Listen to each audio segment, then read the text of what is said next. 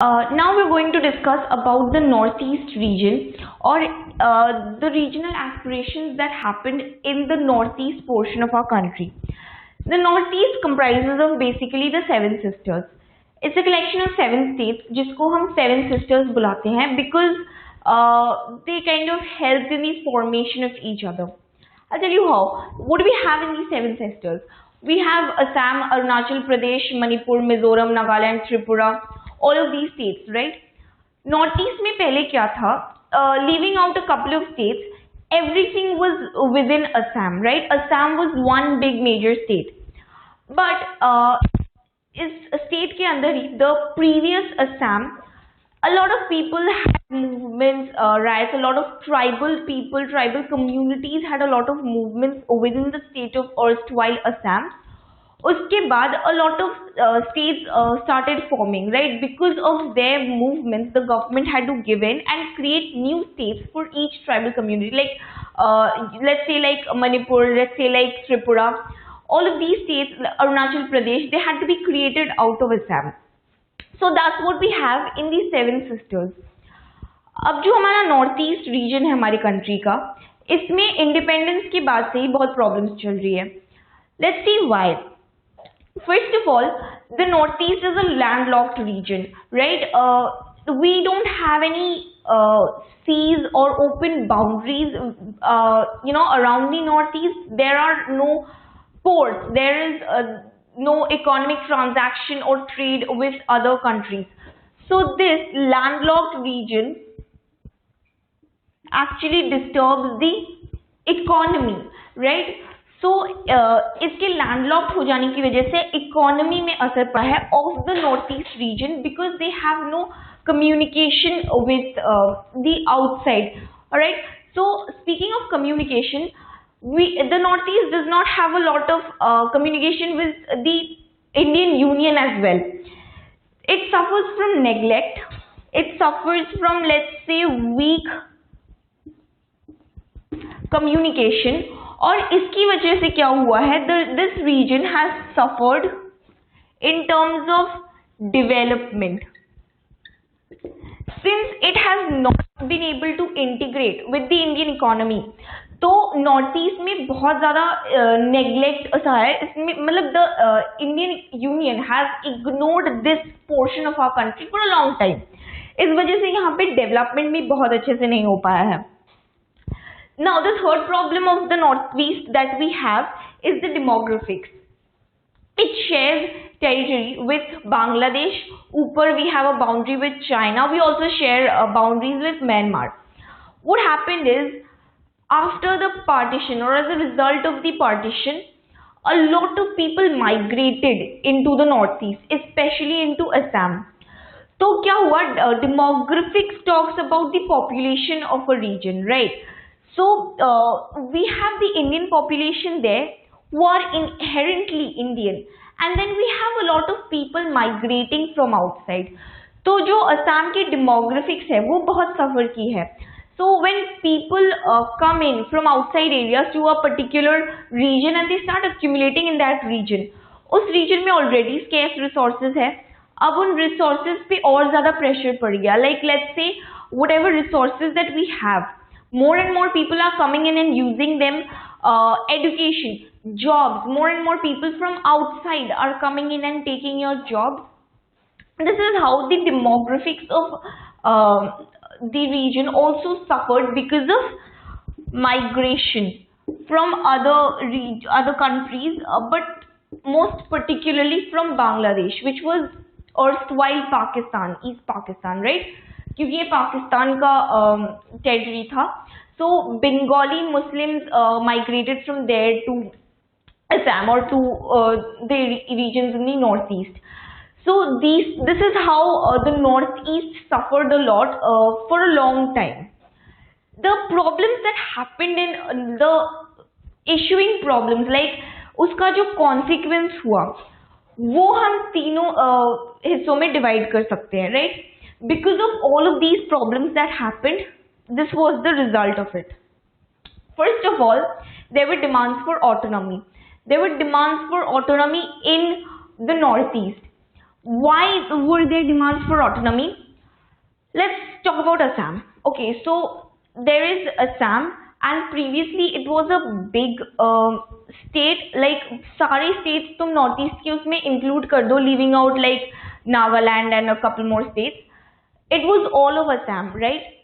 वहाँ पे हर कोई असमीज नहीं था. वहाँ पे बहुत ऐसे लोग थे, ट्राइबल कम्युनिटी से बिलोंग करते थे, जो असमीज लैंग्वेज बोलते भी नहीं थे. They felt कि Assamese was being imposed of them. The state government made it a compulsory language in schools. It was treated as the official language. So the non-Assamese speakers felt that उनके ऊपर Assamese जो है वो impose कर दिया जा रहा है. They were not being identified. They were not getting their separate arena to be who they are. They were all treated as Assamese. तो इस वजह से people started revolting. They said नहीं, ऐसा नहीं चलेगा, हमें हमारा अपना अलग state चाहिए. We need a place where we can be who we are with our true identity. And the tribals, they said, the tribal communities, they wanted कि हम जो customs, जो traditions में believe करते हैं, हमारे जो practices है, जो tribal customs है, we want those to be protected. We're not Assamese and we don't want to be treated as Assamese. So for this, they wanted autonomy. They wanted, each tribe wanted its own autonomy to be protected. It wanted its own culture to be protected, and for that they needed a separate arena. तो ये था कि within the state of Assam, if I am asking that my own community or my own party is being protected from imposition of other cultures, that's why I am demanding autonomy. So this was the demand for autonomy within the larger state of Assam. The second thing that happened is the secessionist movement. Secession क्या होता है? जब एक state, एक region बोलता है कि नहीं, हमें इस union में नहीं रहना है. Like let's say when Punjab wanted secession from India because they wanted to form a separate country called Khalistan, right? So like that we had in the northeast as well. They started demanding कि we don't want to be a part of this Indian Union.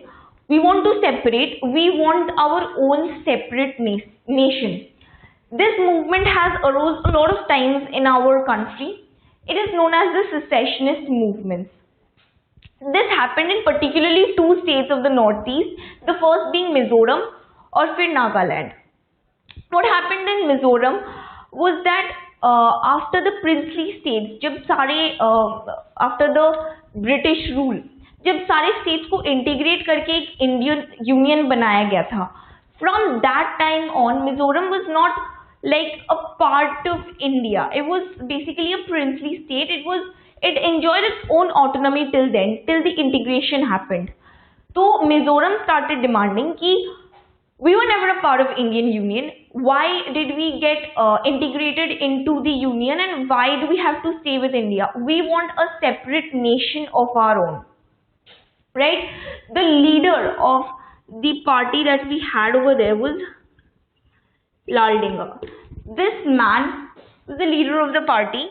The major party that demanded secessionist struggles, that created secessionist struggles in Mizoram.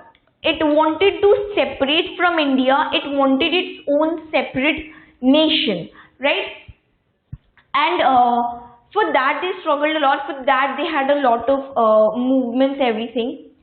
What happened is, at that point of time, Rajiv Gandhi was in power at the center. वो prime minister थे. So because they were having secessionist movements, because they were creating protests and revolts to separate from the Indian Union, so Rajiv Gandhi came and he brought together he started negotiations with the state, and Laldinga had actually whatever secessionist movement was happening, the party got support from Pakistan, because Pakistan never wanted India to be an integrated whole country.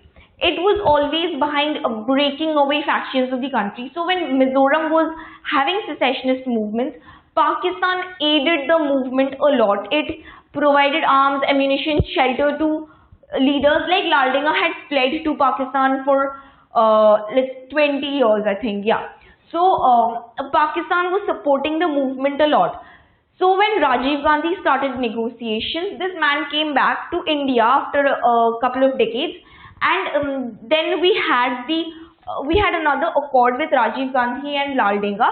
According to that, Mizoram was like granted autonomy, and the movement was sorted out. There was peace was brought about, and they got certain autonomous benefits, and that Mizoram issue was resolved by the central government in that way.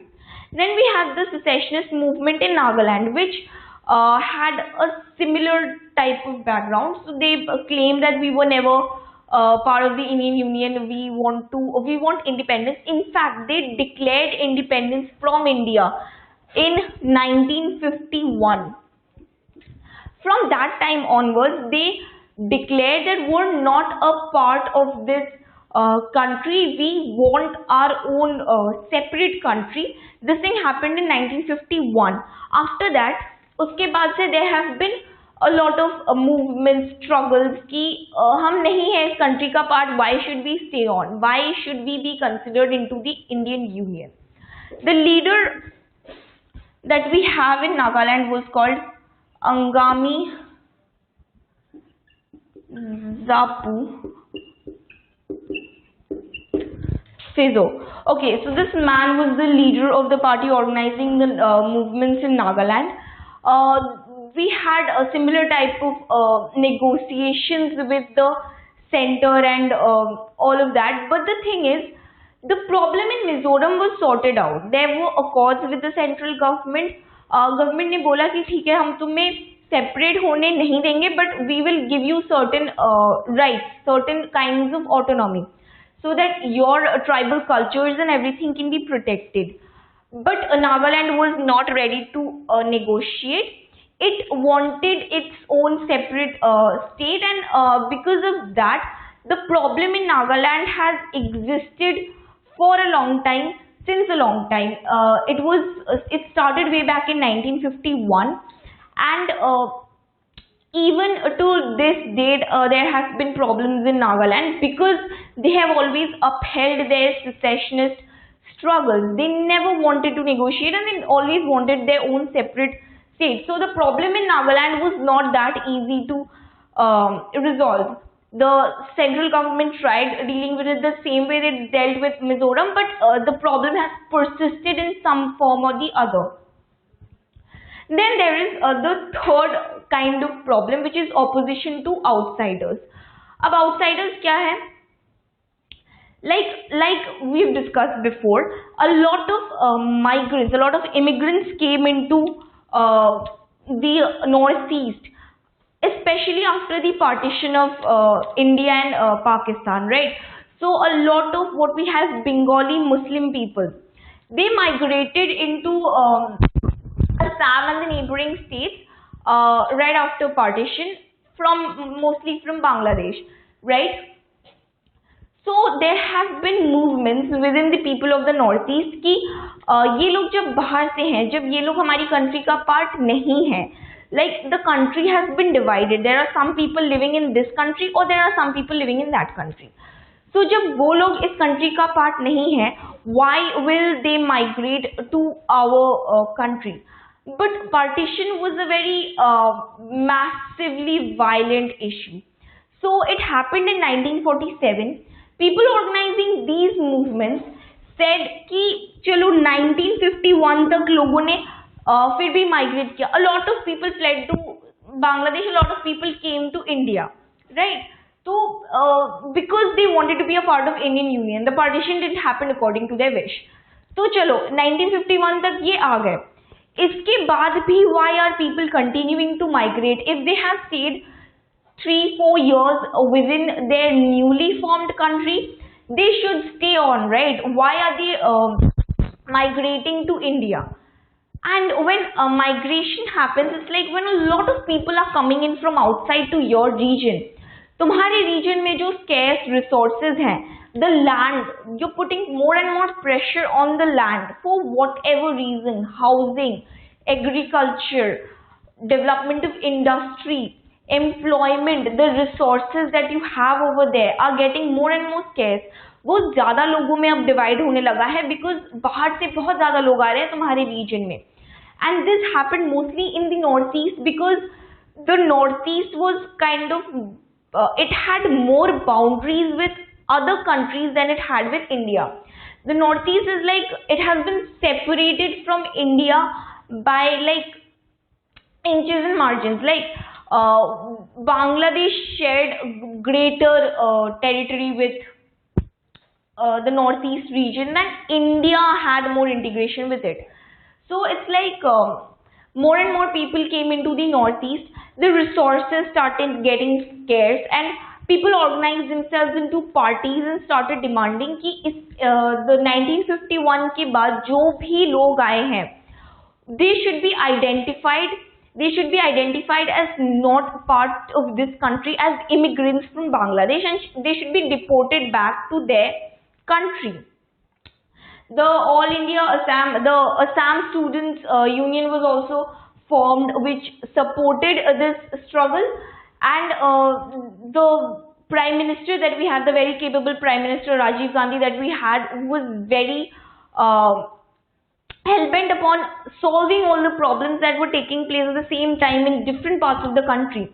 He negotiated with these people from the northeast, and the central government agreed कि हाँ 1951 के बाद जो भी लोग आए थे north east में, जिन्होंने भी माइग्रेट किया था, they are not a part of this country. They are putting strain on the resources that we have and on the jobs, very scarce jobs that we had, because Assam was a rich in resources area, but most of these resources like जो T मिलती है या जो भी other land based resources है Assam में, they were all being sent out to other states without any commensurate benefit to the people. मतलब वो सारे बिहार या ऐसे states में भेजा जाता था, और लोगों को उतना मतलब वो रिसोर्सेज कल्टीवेट करने का उतना बेनिफिट भी नहीं मिलता था, और ऑलरेडी जो जॉब्स थे वो डिवाइड हो चुके थे between Assamese people and people from outside who are now staying in Assam, immigrants, right? So the central government agreed कि all right fine, जो भी लोग 1951 के बाद Assam में enter किए थे and continue to stay on over there, those people will be identified and deported back to their state. That is how the opposition movement actually resolved itself. That is how this movement was resolved. All of these movements started at some or the other time in the northeast, or they arose because of these basic problems. ये थी लोगों की सबसे ज़्यादा inherent problems, और because of this the movement took violent forms at many points of time. But somehow the central government negotiated with each group, each movement group, and these problems were somehow contended, if not resolved. They were limited, right? So this is how things went on in the northeast for a while.